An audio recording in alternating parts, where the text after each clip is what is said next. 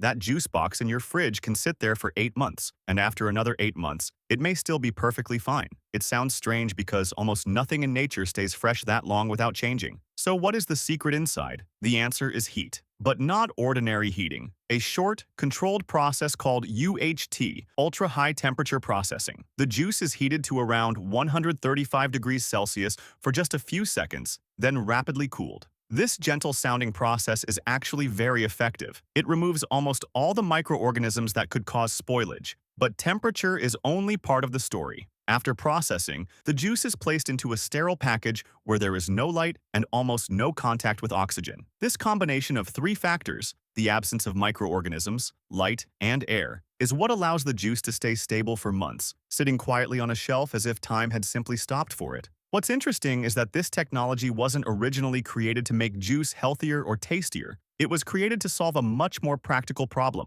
transportation. In 1951, a Swedish engineer named Ruben Rausing was looking for a way to move liquid products more easily and more cheaply. At the time, glass bottles were heavy, fragile, and needed careful, often refrigerated handling. Rausing wanted something lighter and sturdier, something that could protect its contents without needing a cold chain at every step. That search led him to create a new kind of packaging. This is how Tetra Pak was born. The name itself tells part of the story. It comes from the shape of the package, a tetrahedron, a form that could be folded from a single sheet of material with very little waste. It was an elegant piece of engineering, and at first, this wasn't really seen as a revolution in food at all. It was a revolution in logistics. Once products no longer needed constant refrigeration, they could travel much farther than before, across countries, across oceans, sitting safely in a warehouse or a cargo hold for weeks at a time. Distance, which used to be one of the biggest obstacles for food producers, suddenly mattered a lot less. Juice, milk, and other drinks could reach places that were once simply too far away. Of course,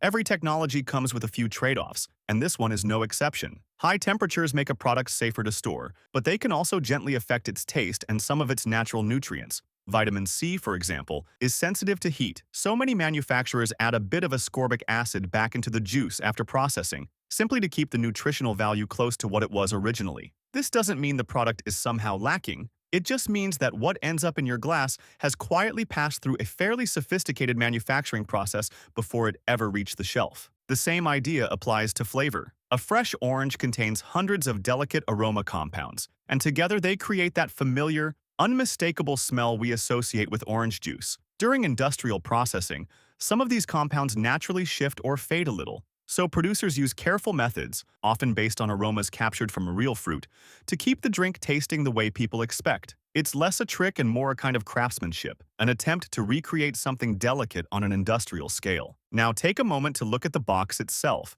because there's more to it than meets the eye. It isn't just paper, even though it feels that way in your hand. Inside, there are actually several thin layers of different materials working together. Cardboard for structure, a layer of plastic for protection, and a very thin sheet of aluminum to block out light and air completely. This layered design is part of what makes the package so light, so durable, and so good at keeping the juice fresh for so long. The only downside is that because these materials are bonded so closely together, recycling them is a little more complex than recycling a simple bottle. In some countries, specialized facilities handle this well, and the cartons are recycled smoothly. In others, the infrastructure is still catching up, and it remains a genuine challenge. And this is really the heart of the story. It isn't about juice being something to worry about, quite the opposite. UHT technology has quietly helped deliver safe, stable food and drinks to places that once had no reliable way to store them, from small towns without steady refrigeration to entire regions with limited infrastructure. What this story really shows is something gentler and more universal.